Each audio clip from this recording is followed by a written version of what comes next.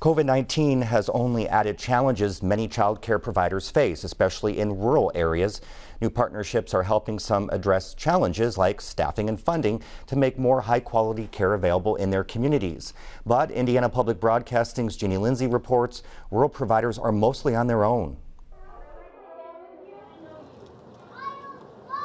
The sounds coming from inside Perry Preschool and Childcare on this brisk fall morning suggest just how hectic things are today. 2 staff called in, and a third is taking a pre-planned day off. Paige Schank is the chief financial officer for the Tell City Electric Department, but today she's using vacation time to volunteer at the center. So I was in an 8 o'clock meeting. The meeting got over, told my boss. Thankfully, he's very, very understanding. And I've been here the last 3 hours in ratio. That ratio is important. Licensing rules limit the number of kids per staff member in each room.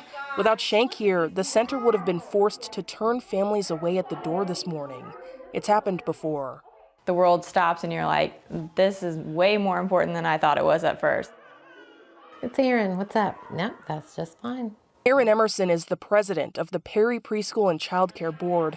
There's a sense of despair and exhaustion in her voice as she describes what it's been like running the center lately. COVID added an entirely new layer of difficulty to something that was already impossibly difficult. Essentially, it boils down to 2 things: a lack of financial support and a complex web of licensing rules.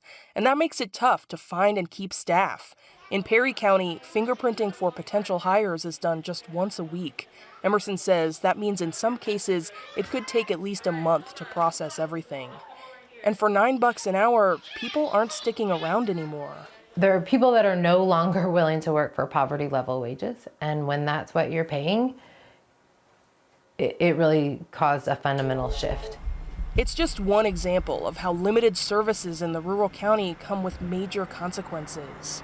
Unpredictable closures mean working parents like Schank have to lean on their workplaces and family members.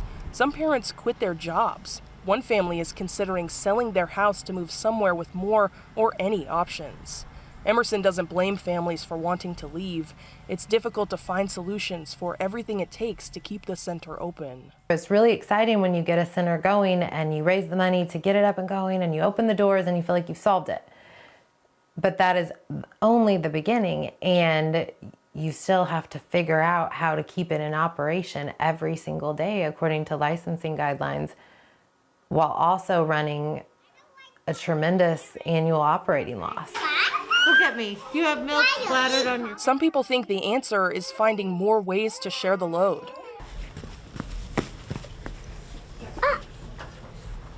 Adam Alson is the board president of Appleseed Childhood Education in Jasper County, which plans to open a center in 2022.